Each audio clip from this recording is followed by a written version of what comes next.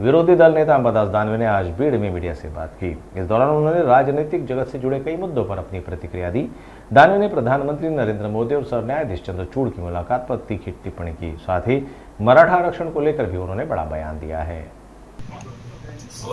असंवेदनशीलपणा कोणत्याही पक्षाच्या लोकप्रतिनिधीनं अशा संदर्भात दाखवलं नसावे, कारण ज्या पद्धतीनं अतिवृष्टी झाली, शेतकरी ज्या पद्धतीनं या नुकसानीला सामोरं जातात, या ठिकाणी पाहणी करताना सगळ्या गोष्टी करताना संवेदनशीलता बाळगण्याची आवश्यकता आहे। आपण काय शोभाजीसाठी जातो का शेतकऱ्यांना दिलासा देण्यासाठी जातो याचा विचार सगळ्याच लोकप्रतिनिधींनी केला पाहिजे। मला असं वाटतं, मी शिवसेनेसोबत तर बसले नाही एवढं क्लिअर सांगतो, आणि शिवसेनेचा या सगळ्या विषयाशी कोणताही संबंध हे मी स्पष्ट पुन्हा एकदा दिलेला नसतो। अशी कोणतीही जातीच्या धर्माच्या आधारावर शिवसेना चाचपणी करत नाही आणि करणारी नाही। पण शिवसैनिक म्हणून, संघटना म्हणून आणि इलेक्टिव्ह मेरिट म्हणून जर कोणत्याही जातीचा, कोणत्याही धर्माचा, मग तो अल्पसंख्याक असेल किंवा बहुसंख्याक असेल, मग ते शिवसेनेच्या विचारसरणीनुसार अशाच पद्धतीने शिवसेनेत उमेदवारी मिळत असते।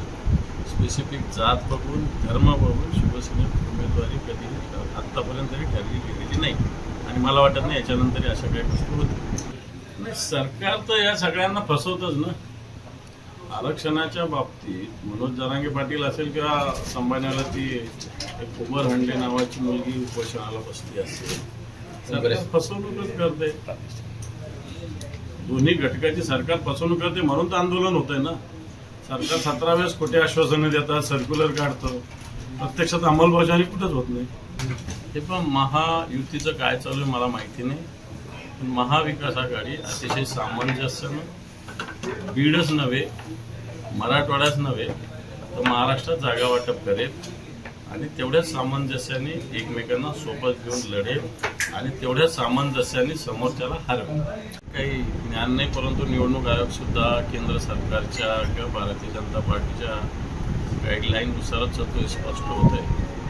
लोकसभा सचिवालय सुद्धा भारतीय जनता पार्टीला अंडर आहे, त्यामुळे भेदाभेद करण्याचा ते सातत्यानं प्रयत्न करत असतात। सत्ताधारी पक्षाचे लोक या पूर्ण महाराष्ट्रात सत्तेचा माज आल्यासारखं वागत आहेत। आमदार त्यांच्याच पक्षाच्या कार्यकर्त्यांना पोलीस स्टेशनला गोळ्या मारतात, काही आमदार गणेशोत्सवात गोळीबार करतात, काही आमदार अधिकाऱ्यांना मारहाण करतात। वाटतं एक तशाच पद्धतीनं भारतीय जनता पार्टीच्या नेत्याच्या मुलांनी एक कार ॲक्सिडेंट केला, त्याच्यातून त्याला वाचवलं जातं।